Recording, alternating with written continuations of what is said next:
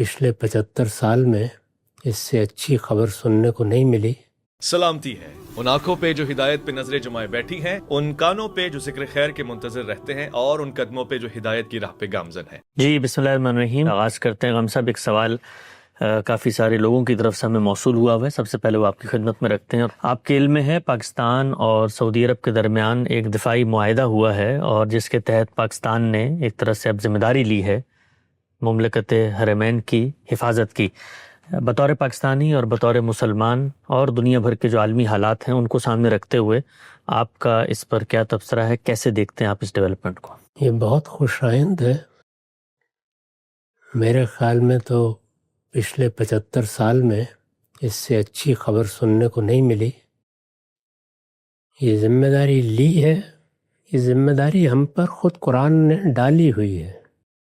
قرآن مجید میں یہ فرمایا گیا ہے کہ حرمین کا معاملہ کسی قوم کے ساتھ یا کسی علاقے کے لوگوں کے ساتھ خاص نہیں ہے۔ سواء العاکف فیہ والباد، اس میں مقامی اور آفاقی سب برابر ہیں، حقوق کے لحاظ سے بھی اور ذمہ داریوں کے لحاظ سے بھی۔ حرمین کی یہ ذمہ داری ہر مسلمان پر ایمان لاتے ہی عائد ہو جاتی ہے۔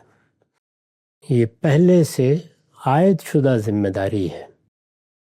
بہت اچھی بات ہے کہ اس کی تجدید ہوئی ہے، اور یہ اس سے بھی اچھی بات ہے کہ یہ سعادت ہمارے ملک کو حاصل ہوئی ہے۔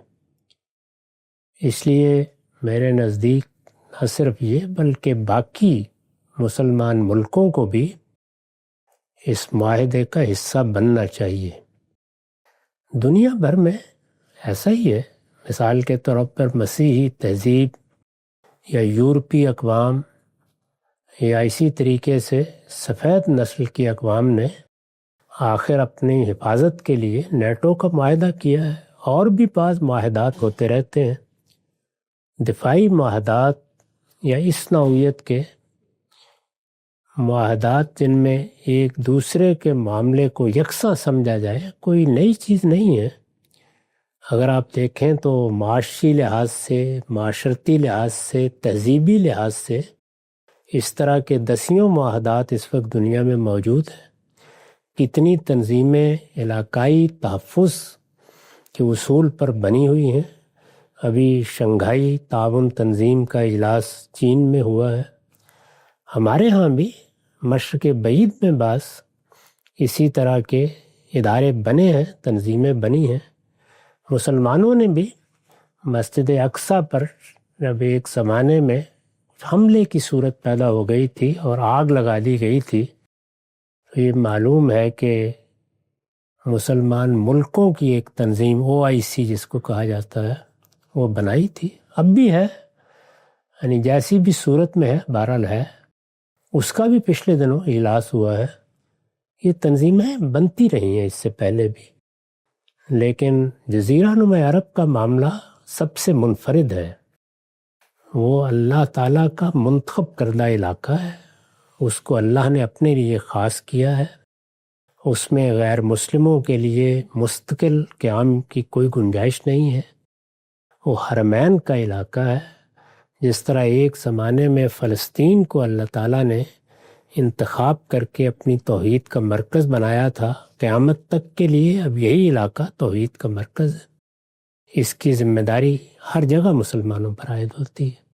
میں تو اس سے بھی آگے بڑھ کے ہمیشہ کہتا رہا ہوں کہ مسلمان ملکوں کو اپنی وحدت قائم کر لینی چاہیے، اور اس کا سب سے اچھا طریقہ یہی ہے کہ حسن اتفاق سے حرمین میں ایک موروثی حکومت قائم ہے۔